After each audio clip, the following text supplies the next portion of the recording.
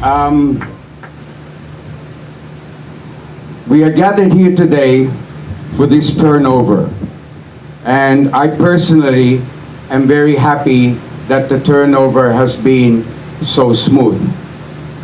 I would like you all to know that when Lieutenant Colonel Bundok came to Laoag City, he came not at the most opportune time. He came before the election. And he came alone, wala nang kasama. And he came to a new place. And he had to handle the situation through an election. To all intents and purposes, and from all that we heard, he did a good job.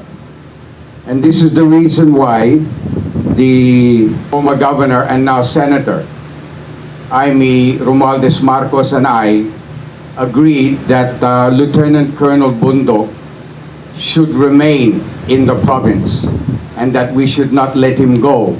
And this is why he has switched places with Colonel Quiocho, and he's now the commanding officer of the 1st Provincial Mobile Force. So, thank you, sir. To the incoming acting PNP Director of Laoag City, Colonel Quiocho. When I was governor, I worked together with your beloved asawa because she was in the provincial treasury, and you and I used to run together. Now, I wish to make an offer to the men and women of the Laoag City Police Force.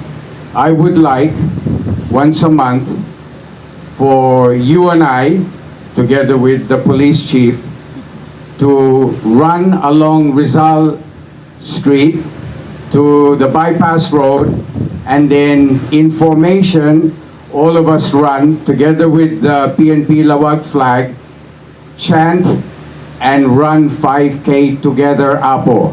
The reason I want to do that with you is for us to show to the people of Laoag that the Laoag City Police Force is a healthy, strong, fit police force, and for everyone to see that. So I hope you would agree to that, and that once a month we can all go for a run together. Furthermore, before a very long time ago, I used to also do combat shooting, and I would like to renew my ability to shoot a gun. And so I would like the men and women of the Laoag City Police Force to join me in going for combat shooting, both at the Marcos Combat Shooters Range in Paway and also here at the firing range in Talingaan. So we could all shoot together, and I can brush up on my ability to use a revolver again.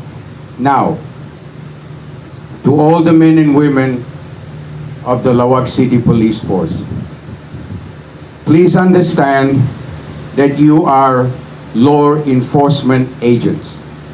Your duty is to enforce the law. I would like you to enforce the law without making any abuses. I would like you to treat the people of Laoag with respect, and I would like you to carry yourself with dignidad, so that the Laoag City Police Force can be an example to other police forces, not just throughout Ilocos Norte, but throughout the Philippines. I wish you to know that you have the backing not only of Governor Matt, but Senator Amy Marcos is going to support the Laoag City Police Force. At that time, candidate Bato de la Rosa came to Laoag City. He reminded me that in 1979, when I was the head of Project Gintong Alay, when I served the APO, the late President Ferdinand Marcos, and I brought the first batch of athletes to Baguio City, there was no teachers camp, there was no synthetic track, so we had to train at PMA. One of the cadets who watched us train in PMA was none other than Bato de la Rosa. And he said to me, and he said to me on a number of occasions, that he will support the Laoag City Police Force, and he will do whatever he can to help us in whatever way we need. So to all of you, I wish to say, you have a bright future. The Laoag City Police Force will be supported not only by the city, but by national figures, Apo.